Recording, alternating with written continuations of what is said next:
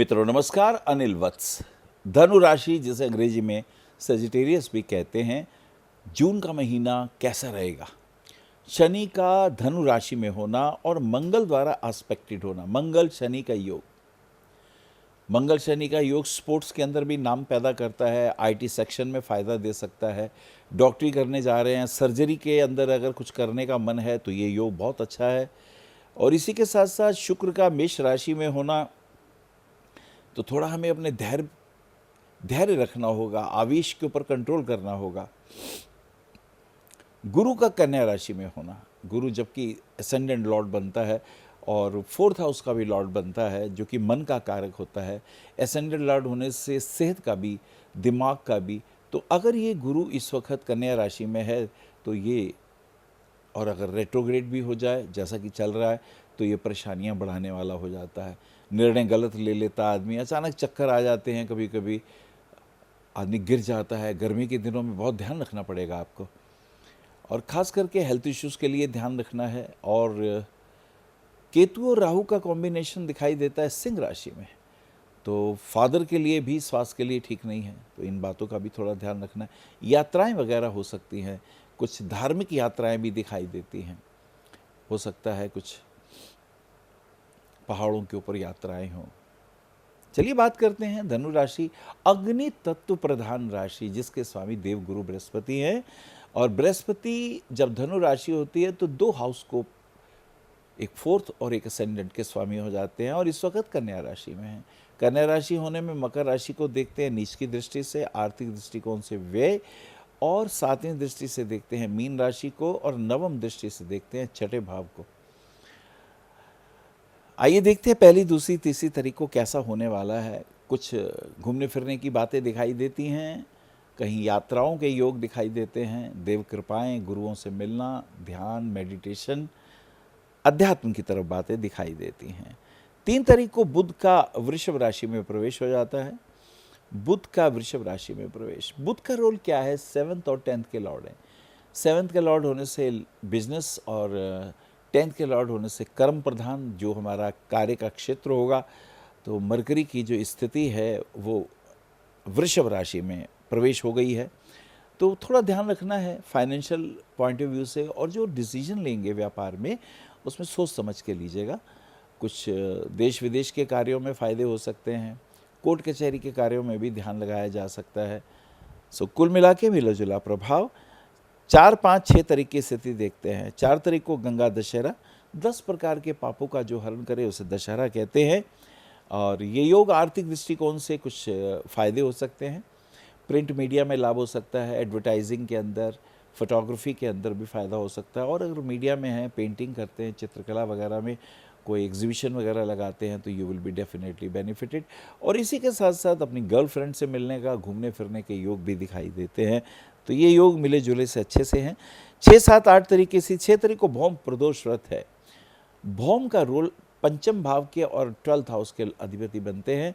गुस्सा आ जाए, अधिक आवेश आ जाए तो घर गृहस्थी में तूफान आ जाए, अपने आवेश पे कंट्रोल करिएगा। और भौम प्रदोष व्रत का मतलब ये है कि भौमवार को व्रत रखना और हनुमान चालीसा का पाठ करना, शिवलिंग के ऊपर रौली मिला के चावलों का बाबा को चढ़ाना और जल से अभिषेक करना। इससे आवेश, क्रोध और हिंसा की भावनाएं शांत होने लगती हैं। 8, 9, 10, 8 तारीख को सत्यनारायण भगवान की कथा भी है। कुछ फिजिकल काम ज़्यादा होंगे, भागदौड़ ज़्यादा रहेगी। सत्यनारायण कथा के अंदर पति पत्नी के प्रेम अच्छे संबंध विकसित होने लगते हैं। जिन बेटियों का विवाह नहीं होता, विवाह के योग बन जाते हैं। बिजनेस में अगर कोई प्रॉब्लम आ रही हो तो उसमें भी फ़ायदा होता है। 9, 10, 11 तारीख की बात, 9 तारीख को गुरु मार्गी हो जाते हैं। अब ये आपके लिए अच्छा है कि the Lord of ascendant Jupiter is now direct, तो मान सम्मान की वृद्धि, कहीं पर जॉब की प्राप्ति, स्कूल में, कॉलेजेस में, कोचिंग, ट्यूशन के कार्यों में, एस्ट्रोलॉजी के कार्यों में, और अगर आप वकील हैं तो वकालत के कार्यों में भी बहुत फ़ायदा हो सकता है। लेकिन माइंड योर लैंग्वेज, अधिक गुस्सा नहीं करना है, क्रोध में और आवेश में आके बनी बनाई बात खराब नहीं करनी है। फैमिली बहुत इंपॉर्टेंट होती है, संबंध बहुत कीमती होते हैं। ये छोटा सा जीवन है और इसमें अगर कुछ अच्छे संबंध मिलते हैं तो उन्हें मेंटेन करना बहुत बड़ी बात होती है। जिस तरह कोई वजन कम कर ले और फिर उसको मेंटेन करना बहुत बड़ी बात है, ऐसे ही संबंधों को भी संभाल के रखना चाहिए। This is very important. 11, 12, 13 तरीके बुध पूर्व में अस्त हो जाते हैं। अब जब बुध पूर्व में अस्त होते हैं तो आपके 7th और 10th के लॉर्ड हैं।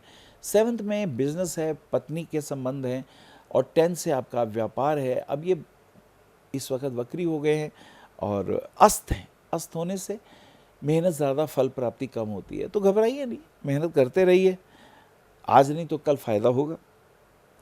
12 तारीख की स्थिति जो है फाइनेंशियल पॉइंट ऑफ व्यू से कुछ अपनी मेहनत से कुछ फ़ायदा हो सकता है। जी हाँ, और प्रॉपर्टी के कार्यों में भी धन का निवेश सोच समझ के करें। राजनीतिक जीवन में कुछ विशेष जिम्मेदारियां, जनता के साथ जुड़ते हुए कुछ विशेष कार्य और उसमें होने वाले लाभ।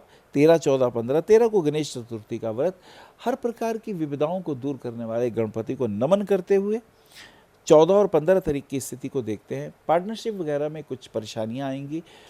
एक्सपोर्ट इंपोर्ट के कार्यों में लाभ हो सकता है। आईटी सेक्शन में कुछ चेंज हो सकता है, कुछ जॉब में परिवर्तन हो सकता है, और कहीं ना कहीं कोई आध्यात्मिक दृष्टिकोण से कोई सत्संग में जा सकते हैं, गुरु इत्यादि से मिल सकते हैं। देश विदेश की यात्राएं भी हो सकती हैं, कुछ इस प्रकार की चीज़ें।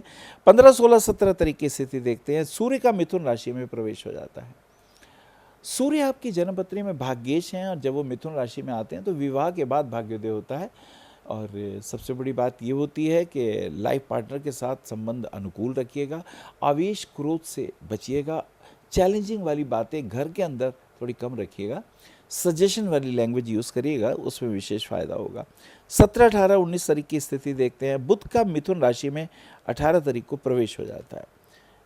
अब ये अच्छा हो गया। अब now mercury is in own house, business aspect अच्छे हो जाएंगे, फाइनेंशियल गेन्स होंगे, और कहीं आपने शेयर मार्केट में रुपया लगाया हो तो उसमें अब आपको फ़ायदा होना शुरू होगा।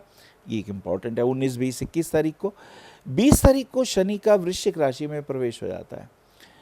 मित्रों से संबंध विकसित होंगे, नए दोस्त बनेंगे, और उनकी राय और उनके मशवरे से फ़ायदा भी होगा। व्यापार में कुछ नई बातें हो सकती हैं और ये आपके लिए बेनिफिशियल होंगी। तो डेफिनेटली ये चीज़ें कुछ लाभदायक सी महसूस होती हैं। नए संपर्कों से लाभ निश्चित रूप से होगा। 19, 20, 21 तारीख की स्थिति हमने बताई आपको। अब बताते हैं 22, 23, 24 तारीख को।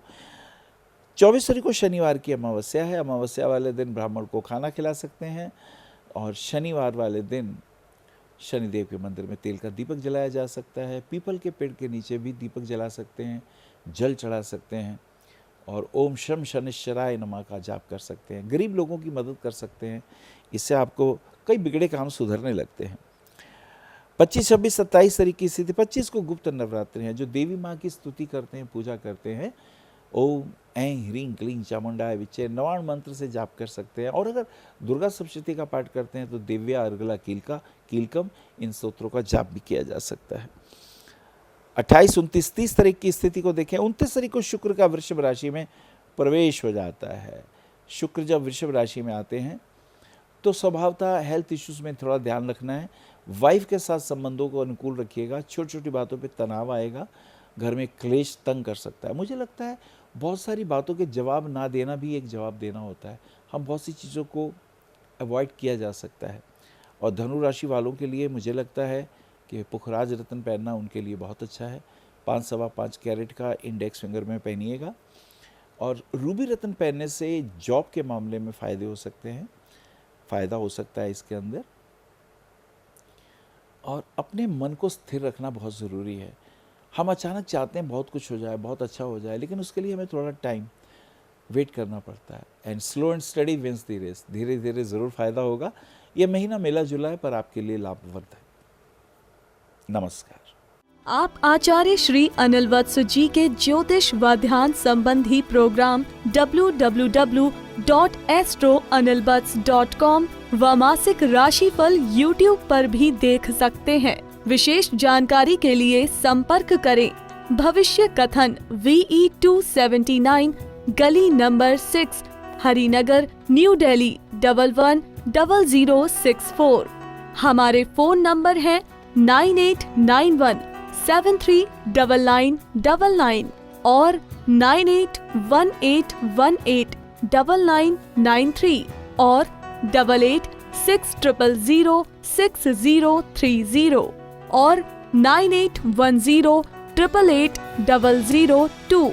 हमारी वेबसाइट है www.bhavishyakathan.org। ईमेल है acharyaanilvats@gmail.com। अपॉइंटमेंट के लिए संपर्क करें सुबह 11 बजे से शाम 6 बजे तक।